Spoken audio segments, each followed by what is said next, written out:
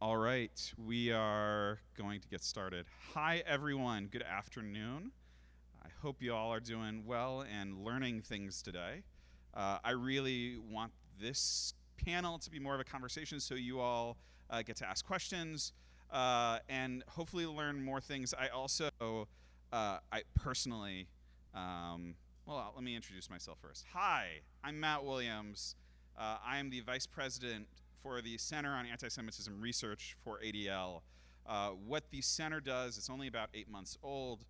Effectively, we diagnose and we rigorously develop interventions to the problem of anti-Semitism. But broadly speaking, I would like to make sure that what we learn does not stop at the water's edge of the Jewish community or on anti-Semitism specifically, but contributes to the study of and the development of interventions toward hate, bigotry, and intolerance generally. What we have today, so I was gonna say, not a huge fan of conferences, to be perfectly honest. I don't think like this medium is like the best for learning.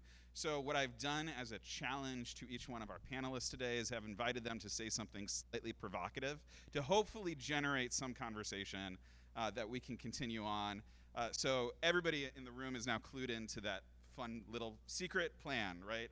Okay, but we actually have an amazing panel to share with you all today, and really the way it's gonna work is I'm gonna do the introductions, we're gonna go through a bit about everyone, and then we're really hopefully going to have a conversation. So it's absolutely my pleasure to introduce one of the most like all-star young researchers today, I have to say. Laura Royden, a Ph.D. candidate at Harvard University in political science, a scholar of anti-Semitism specifically and prejudice generally, primarily a quantitative researcher, and her task today is to share what we know, what is the landscape of Gen Z. Allison Goodman is our Vice President at ADL of the Southern Division, and one of the folks charged with developing cross-regional strategies for dealing with anti-Semitism, hate, intolerance, and she's gonna talk a bit about what we do at ADL in her region to approach this particular audience. So we have the research portrait, we have a broader strategy, and then it's also my pleasure to introduce Arieh Smith, probably better known by Jaume. Jaume, thank you.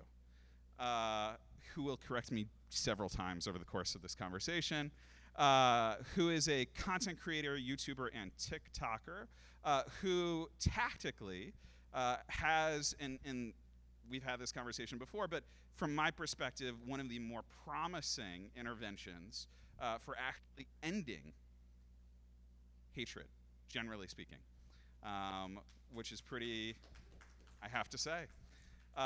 So, without further ado, Laura, please take it away.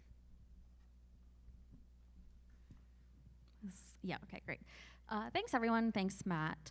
So I'm a political scientist, and my work at Harvard has mostly been on, as Matt said, the landscape of anti-Semitism, because in the past maybe 5 or 10 years, we've heard a lot of anecdotes about the rise of anti-Semitism, especially on college campuses, and there's been a lot of discussion about how anti-Semitism is now essentially the only prejudice that's occurring on the far left and the far right in America. But there hasn't been a lot of work on this, so we decided to see if this is empirically true.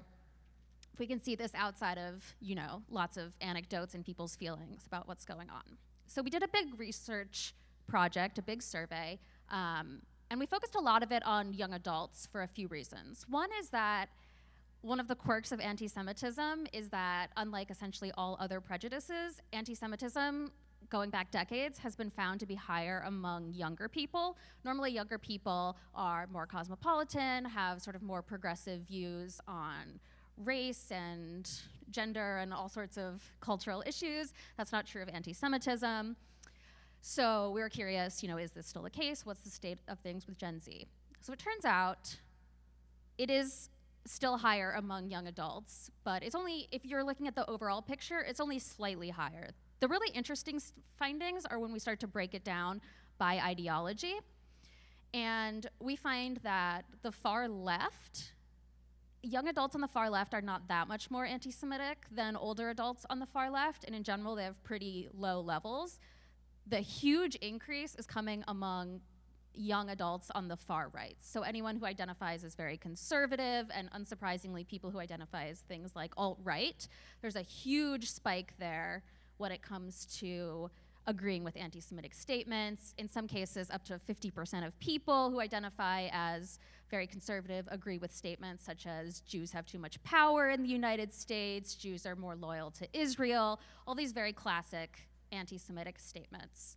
And this also extends to views on Israel because, a lot of the discussion about the left is the link between anti-Zionism and anti-Semitism. And we do find that, when asking specifically about Israel, the left is more negative and more critical about Israel. But again, the age gap, there's a huge age gap among young conservatives, where older conservatives have essentially a universally positive view of Israel, 80, 90% approval, and there's maybe like a 30 percentage point gap among younger conservatives, where they are becoming drastically more negative towards Israel, which we don't really see with other countries. So there is something concerning going on, especially, I would say, with young conservatives in Gen Z, and potentially also with the young far left. Also, it's a little murkier, but there's a huge problem with the young far right, I would say, sort of the nexus of Gen Z anti-Semitism. Great, so Laura's absolutely able, and we'll go into a little bit more of the data in a moment. But Allison, speaking of conservatives, representing our Southern division, I'll say nothing else. Hey, open mind. So I'm Allison Padilla-Goodman. I'm the Vice President of the Southern Division for ADL. I oversee ADL's work in 5 regional offices across 16 Southern states. And we were kind of joking a little bit in our conversation ahead of time. Laura's a quantitative researcher. My background is in qualitative research, so I love stories. So Matt asked me to share some stories, or he didn't ask me this, I'm just going to give stories of how we solve anti-Semitism. How does that happen? And so I have a bunch. And I'm going to give you some based in Georgia. I'm based in Atlanta, which is not an easy, Georgia's not an easy state when it comes to fighting hate. One was years ago, there was a National Socialist Movement march in Noonan, Georgia, which is a small city about 45 minutes outside of Atlanta. And we knew about this weeks ahead of time. It dominated the news. There was going to be this neo-Nazi march in Noonan. We were in contact with law enforcement. We had tons of intel on who was going to be there, how it was going to happen. We were talking to all these community groups. They were organizing several kind of love-filled festivals on the other side of town. It was like sort of a great scenario. Now, the most effective thing at making sure these like really, really scary neo-Nazi dudes looked ridiculous was the kids in the town. So the night before these, skinhead, decked in military garb, very scary-looking neo-Nazis came to the mics. The kids of Noonan decorated the town with sidewalk chalk, smiley faces, hearts, rainbows, peace signs. And they decorated the entire town. And so the next day, when these like really scary neo-Nazis were like spitting their vitriol like on these stages, they were surrounded with a backdrop of sidewalk chalks, peace signs, smiley faces, and hearts and rainbows, and they looked ridiculous. And that's what like their Twitter feeds looked like. I mean, they just looked so silly. Not to mention that they only had like 12 people there, and so their audience was really light. But it was the kids of the town with their sidewalk chalk that really kind of saved the day. We had another instance, this was not too long ago, Cobb County, which is a suburb of Atlanta, a pretty conservative district. There were some swastikas and kind of Nazi language drawn all over the bathrooms. It really upset the community quite a bit. I was asked to come and do a sort of educational workshop with the parents and the students of the community in a synagogue. You know, we had all this stuff prepped for how to stand up to hate, you know, how to call it out. But we had a little surprise that night, which was the student who actually drew the swastikas came with his father. And the student wrote a letter of apology and read it in front of a room of 100 freaked out parents. And the father sat there and listened to the anti-Semitism training and learned about like why people are so upset about anti-Semitism. And I think that sort of proximity and that learning and that humanity was just, I mean, it was just amazing. We saw this young man, he was expelled from school, like his life was really at a turning point. And he was looking for grace, and he was looking for compassion, and he was looking to kind of lay himself on the line. And it was just this act of courage from a 16-year-old boy that was, I think, what really changed the hearts and minds of the Jewish community, who was really scared. And I guess a last sort of example is every year we do, so No Place for Hate, for those of you that don't know, it's this anti-bias educational framework that's in thousands of schools across the country. We have 250 No Place for Hate schools in Georgia. And every year we do a big No Place for Hate summit where we bring hundreds of high school students together in a space where they talk about what bias and bullying and, you know, standing up to that looks like in their schools, and they create action plans, and it's really invigorating and inspiring. And every year we all kind of leave uplifted, but we've had some students go on to do some pretty amazing things. So we had one student who is from a very, I think she is the only Jewish family in the area. It's about an hour outside of Atlanta. It's a very conservative community, who launched a DEI club at her school where they talk about anti-Semitism, where they talk about racism, where they talk about allyship. And she has gone on to launch that at the University of Georgia now. She has kind of been this student leader who has now like spoken on our webinars. She actually has been on a national webinar for ADL. We had another student who had his home graffitied. Some high school kids drew a swastika and kind of go home Jew in his driveway with shaving cream. And some of the students in the neighborhood came to our summit, and afterwards these students galvanized the neighbors on the block to fundraise for ADL. It wasn't a ton of money, but they fundraised for ADL and gave to ADL in the honor of that family, which like the student received kind of a letter about it. So I see so much happening from our young people who are really like taking different avenues, taking action, and not just kind of sitting by and watching it happen. So speaking of people taking action, Arieh, why don't you tell us a little bit about what you do, how you got into it, and share with us a little bit about what you've learned so far through your encounters. And I think we actually have a video clip that we're going to play first as well to familiarize some of us here who may not have encountered or even have downloaded TikTok before, a little bit of what he does.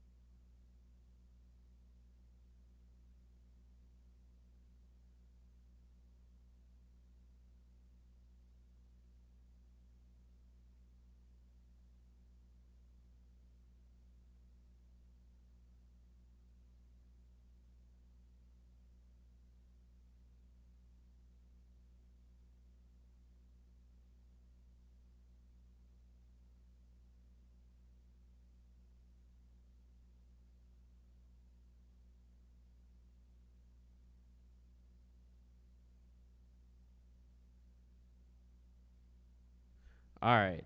Hi guys. My name's Ari. So I'm I guess responsible for this content. I have about 10 million followers across YouTube, TikTok, and Facebook. And it didn't. I'm a full-time content creator. Like, it didn't really start out like this. I was a software engineer, and I was kind of like, I was always interested in learning languages. And one day I made this video of me like ordering groceries, like going out in Chinatown and just buying groceries, like a day in the life. And I was like, who's gonna be interested in me ordering groceries, buying groceries in Chinese? And it turns out like a lot of people were. So I don't think that like, I'm really honored to be here. The content that I make is it's entertaining, right? People are like interested in seeing like the interactions between somebody who speaks a language and then somebody who you wouldn't expect to speak that language, right? It's like interesting, it's entertaining, it's maybe a little heartwarming, right? But I didn't really primarily see myself as somebody trying to fight hatred. I just had this passion for learning languages that I was very excited to be able to make a living out of. But the more that I do this, the more that I realize, like, people come up to me in the streets all the time saying like, oh, thank you so much for like putting our culture in a positive light, or like, thank you for like showing the world about this thing that like, or showing Americans about this thing that they didn't really realize existed before. And that's really cool for me.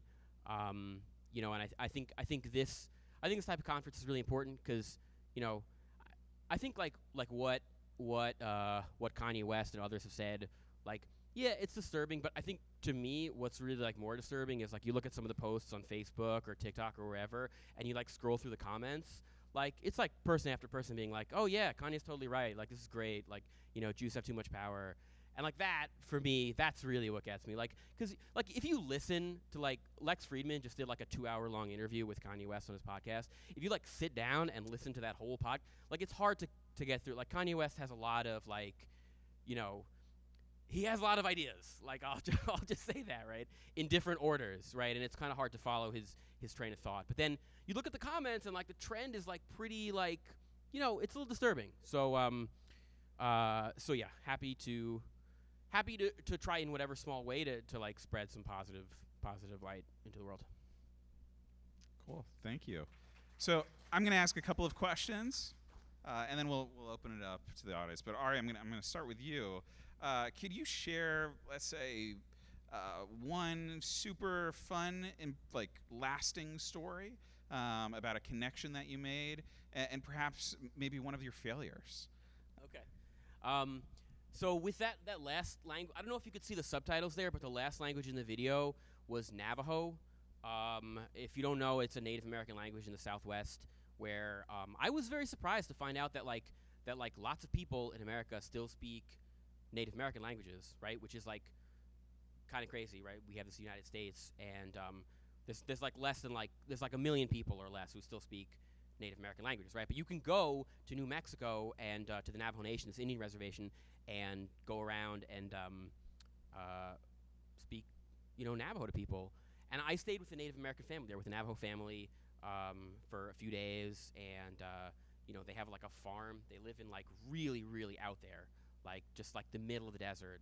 I spent a few days with them, like raising their goats, chopping firewood, like going around like foraging for herbs. And it was a really incredible experience, and I still keep in touch with them on Facebook, right? Like that's for whatever people say about Facebook, it really is a great place to make connections, and keep in touch with people. And that was something that really touched me as like as a content creator, but also as a human being. And it's really an experience that, like, when I make these videos, there are certain things like that just stay with me. And then you asked about failure. Failure. Well, Clearly not many, I have to say. No. I mean, occasionally, like I'll do stuff, like where I don't. So like, I don't know. A few months ago, maybe like last year, I tried learning Russian, and then going around speaking Russian to people, and like it wasn't really very surprising because like I could possibly pass as being Russian, so it like wasn't very interesting from a content perspective. Yeah. So interesting. All right, so so much to say about speaking Russian right now, right? There's like slightly different stakes, I feel like, than it would have been a year ago. Laura, we talk about young people for a moment, right? And one of the things that I'm fascinated by and that we explore through ADL research all the time is the great sort, the fracturing of society into social media bubbles, the fact that, we'll put it like this, right? It's easy to pick your friends. It's hard to pick your neighbors until you can start picking your neighbors because they live online in your pocket. And then what does that do to the ways in which we're able to sort of connect with each other? And from your research, I'm really curious if, the key question that I think is probably on most people's mind is like, wait, young people are holding these pretty prejudicial views. Can you draw out a little bit more about why that is, and if it does have something to do with sort of that fracturing of our media surround or our virtual neighborhoods? Yeah, it's a good question. That's sort of the main question, with young people in anti-Semitism. Why is it that they hold more prejudiced views when they don't for other things, and for all intents and purposes, we think they should be less prejudiced? So I think technology and media is a big one, especially looking at the young far right, especially the growth of the alt-right movement, which has primarily occurred online, mostly among young white men.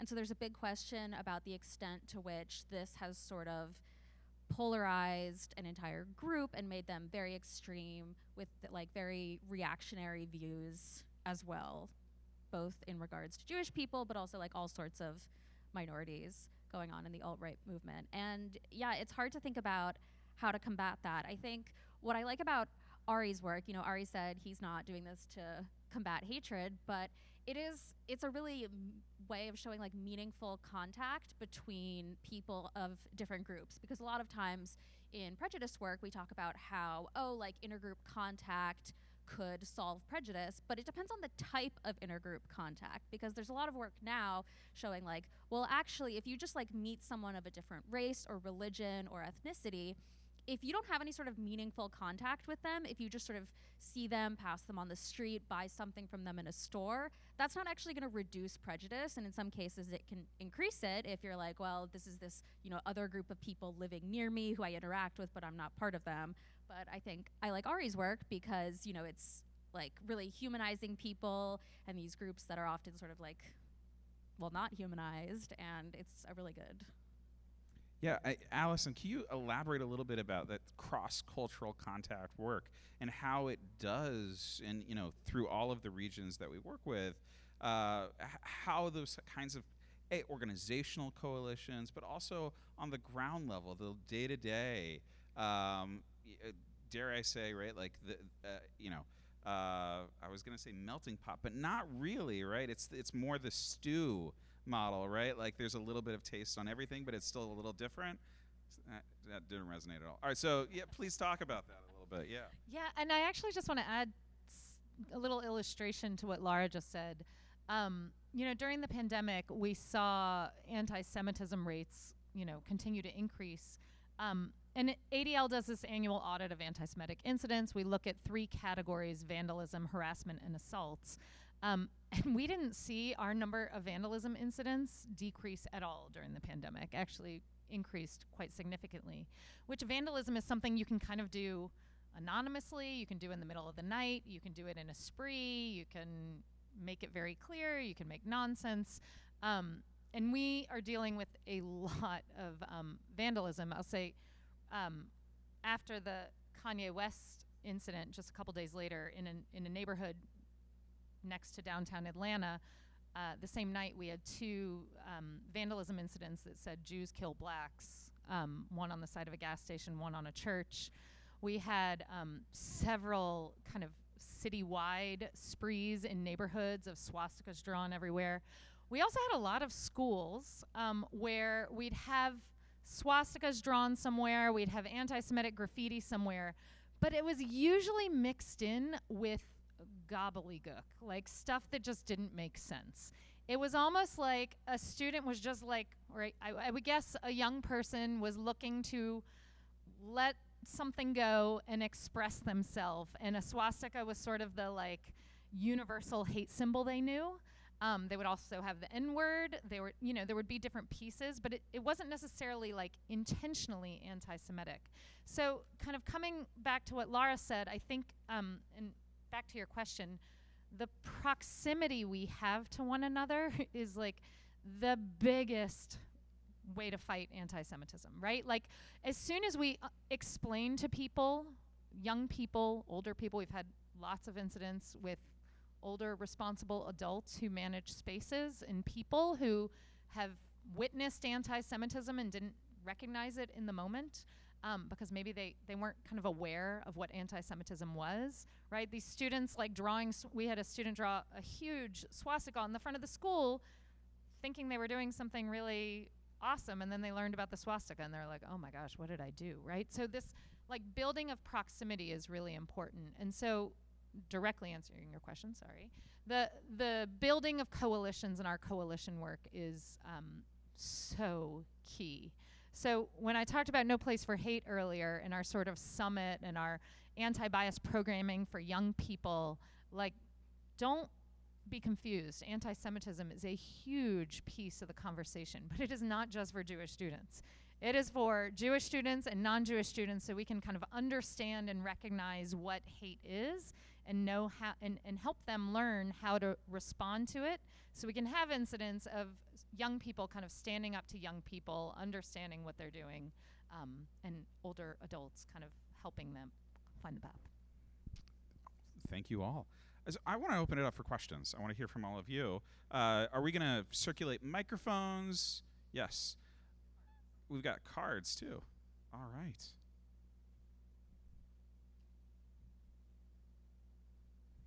Oh, okay, cool. I guess I'll just read these cards right now. Awesome. Laura, this question's for you. What are your thoughts, opinions on the squad and their influence on young people, or perhaps more generally, we'll ask the question about social media influence on political ideology. And Arieh, I'd be curious for your thoughts there as well about the power or perhaps responsibility of social media influencers today. So Laura and then Arieh. Yeah, so the squad, AOC, Rashida Tlaib, Ilhan Omar, Ayanna Pressley, my own congresswoman, there's a question to which I would say their views, particularly on Israel, fairly critical of Israel, bringing very critical views of Israel into Congress, which we haven't really seen up until now, but are somewhat prominent among the far left. And there's a question to the extent to which this influences people on the far left in general, because the way we know a lot of people get political opinions is we look to leaders who we trust and we like, and we see what they think on issues because they probably know better than we do. And something I'm really interested in, this is sort of answering the question, but the extent to which the squad is encouraging an imputation of U.S. race relations onto the Israel-Palestine situation, because there's a lot of ties between the Black Lives Matter movement and the Palestinian liberation movement. So the extent to which basically Americans are no longer viewing it as a foreign policy conflict and instead viewing it as like a domestic matter, which they understand because they understand Black Lives Matter, therefore they can understand the Palestinian struggle. There's a big question about whether that is happening on the left, particularly via the squad, which we don't know the answer to, but would be a great research project. So what a setup there, Arieh. I hope you don't mind if I preempt. We actually did that research project at ADL, and we have the results forthcoming. But the truth is, this is not a new innovation, on the progressive left's part at all.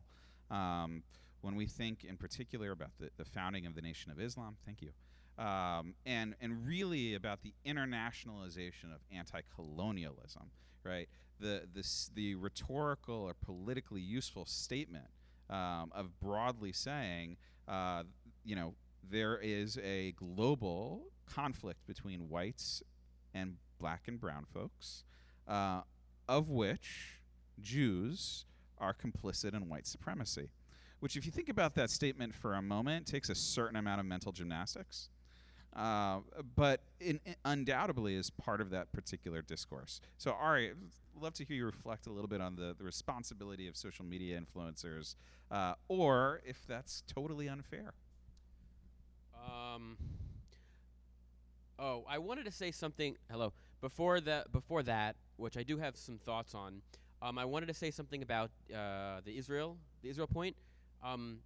Like, I don't think that criticizing Israel is bad, nor do I think that like even promoting criticism, like even if you're progressive, far left, whatever, you're saying Israel's bad. Okay, great. What really gets me is when like you have like visibly Jewish content creators, posting anything like has my day with the kids, and then in the comments it's like free Palestine. Well, okay, like isn't that equivalent to like, okay, you're like a Chinese guy eating a hamburger, and the comments are like, go back to China and stop spreading COVID in our country, right? Like it's the same thing, So like that's something that always bothers me. And on the social media, the social responsibility of social media influencers. One thing I think a lot of people don't really understand, particularly if you don't use social media that often, is that a lot of the media that people consume, like it's almost like the correlation versus causation problem, where a lot of people see content that goes viral and they say, oh, this content is causing people to believe this way. But the reality is, a lot of times, content that goes viral on social media platforms is because people already believe a certain way. And people that get popular for saying certain things, they're being like amplified and captured by their own audience, and they're getting reflected. Like it's the audience's, how their content does is a reflection of the audience and the willingness for the audience to hear that message, right? So I guess what I want to say is that when you see stuff go viral on social media, ask yourself, like, why is it going viral? What is the thing that people want to hear from this or want to see, right? What is the resonance there? Because like it doesn't matter how good your message is. Like if it doesn't resonate with people, then the algorithm isn't going to promote it. Nobody's going to see it. Yeah, look, that's an incredibly important point, because in the assessment of interventions, which is what I do all the time, I have like this general assumption that if someone shows up to some kind of training, right, they probably didn't need to show up to it. Which in the social science space we call that selection bias, right? And it's really hard to break out of that, because what ends up happening is programs reflect audience, and audience then reflect programs, and oh yeah, you all are here, so this must have been successful. But I've given enough lectures to know that people fall asleep. But seriously, but Allison, we actually got a question on that boat too, which is like, how do you get participants into these programs, and how do you try to avoid that part of selection bias? Yeah, it's interesting. As you were saying that, I was thinking of we did a law enforcement training. This was 2019, I guess, July of 2019, I think.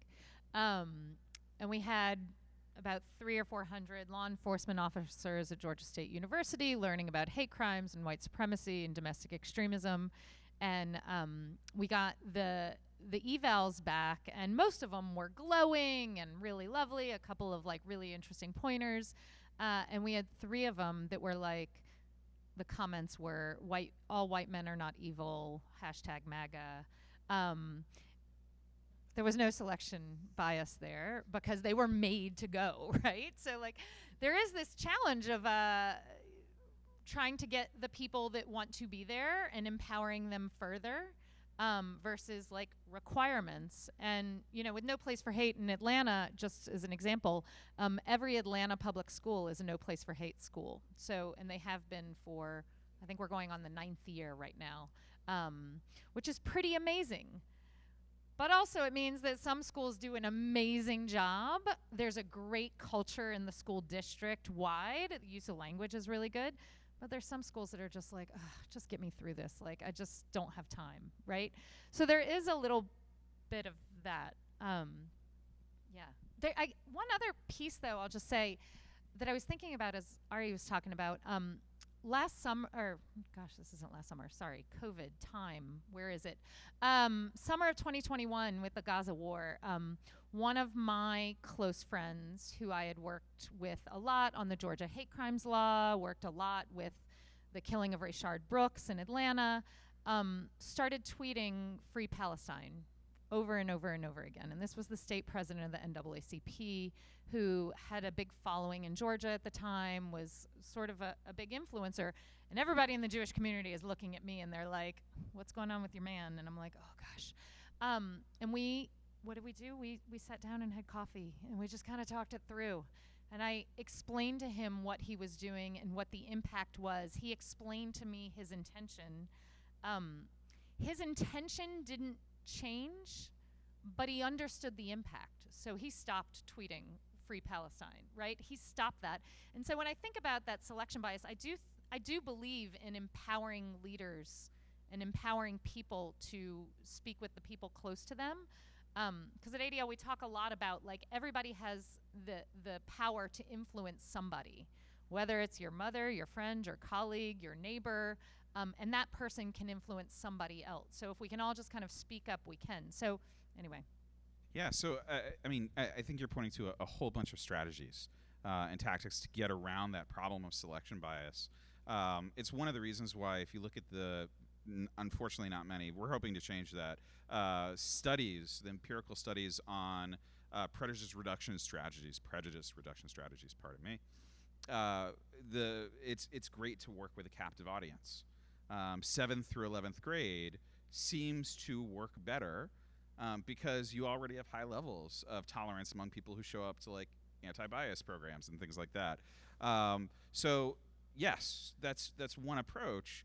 But here, Arieh, I'm kind of interested too. Like, people don't choose to talk to you, right?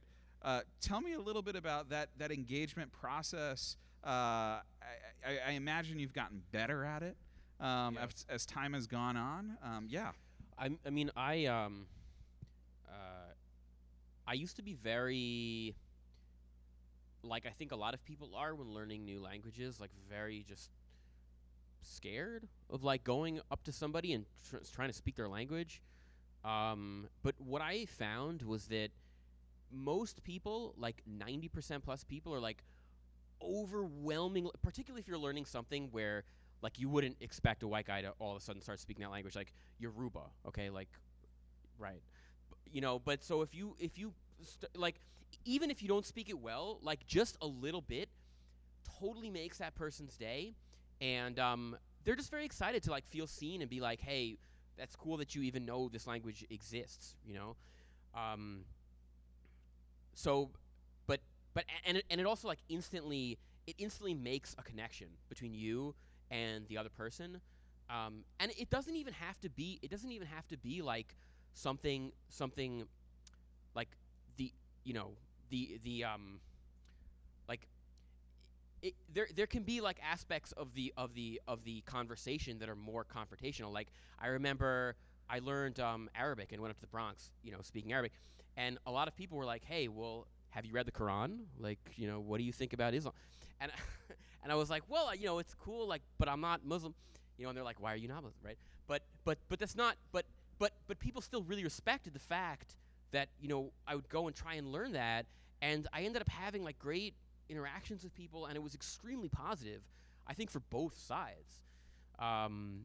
Even recently, like, I went down to Borough Park speaking Yiddish to people, right? And, like, I'm not super religious, so I was like, hey, well, it's cool you're religious, and they might ask me, like, why aren't you religious, and so there was a little bit of tension there, but like, the overwhelming thrust of the interaction was positive, because two people were meeting each other whose worlds typically don't interact, and I think that both sides were left with a more positive impression of the other side than previously. Like, even for me, even going there, like I'm almost like reverse deprejudicing myself. Like I was always very like, oh, well, what do they do in Borough Park? Like, it's very like closed off. Like, are they gonna want to talk to me? Like, I don't know, man. You know. But then I went down there, and I was really surprised. Like, I think it overturned some of my own assumptions about the Hasidic community in New York. So I want to we're going to talk a little bit about sort of two more questions, but I'll frame it in a particular way, which is we're talking about Gen Z ostensibly. We're also talking about social media right now. And disinformation and conspiracy theories is something that we deal with generally whenever we talk about anti-Semitism, because it's not just a prejudice or a hatred, it's also a conspiratorial worldview. And it makes sense how intergroup contact, can begin to undermine those conspiracies by putting sort of real stories and people in the place of stereotypes. But just want to dig in a little bit more. Laura, based on some of the questions, I'd love to hear you talk a little bit about some of the intersections between that young conservative group, conspiracy theory, authoritarianism, correlatives, but also any general research that you've done on conspiracy theory belief and its intersection with anti-Semitism and hatred. Yeah, so I'm probably starting a new project on conspiracy theory beliefs and anti-Semitism, so I don't have any I did not know that. results yet. But it's something that's of interest to me. In particular, are people more likely to agree with a conspiracy theory if it is somehow Jewish coded? If there's like a Jewish person involved, or if Israel's involved, are they more likely to agree with conspiracy theories is something I'm interested in. But yeah, I think QAnon, the growth of, the alt-right, all this is very worrying, very scary. And the question of, are we seeing a rise specifically in anti-Semitism because of these conspiracy theories is a really good question. Could that explain it? Yeah, it definitely could. How do we combat that? It's trickier, I think. It's hard, online. It's so easy to fall into conspiracy theories, go down these rabbit holes. But yeah, one thing I guess we do know is that, not from my work, but from other people's work, if we look at what anti-Semitism is correlated with among people, anti-Semitic attitudes generally aren't correlated with like racist attitudes or sexist attitudes. They're most correlated with xenophobic attitudes. So there seems to be some sense in which anti-Semitism is being driven by like seeing Jews as like foreign or an other, which I think feeds into then these conspiracy theories about Jews like taking over and controlling things secretly. So that's a way to think about it. So Laura's like, yeah, combating this is going to be tricky. So Allison, how do we do that? How do we do that currently? We'll start with that. And what do you want to learn over the next period about what we're doing in order to make it better? This is now an operational and strategy conversation. Sure. I mean, I was just writing down what Laura was saying because I think that's really interesting, that anti-Semitism correlates more strongly with xenophobia than racism, which makes sense, but maybe not something I expected. And I think maybe the reason it makes sense is sort of the anti-Semitic disinformation that we saw come out during COVID online, sort of conspiracy theories of like the Jews have orchestrated COVID, mostly around immigration, mostly around kind of letting people cross borders and not worrying about public health. So I find that really interesting. I guess one way we've operationalized it, sorry to be so hyper-local, but in Atlanta is, so we passed a hate crimes bill in Georgia in 2020, which was a pretty momentous occasion. Shortly thereafter, a deranged young man went and shot up several Asian spas. And, what did we do? Well, I got asked to work with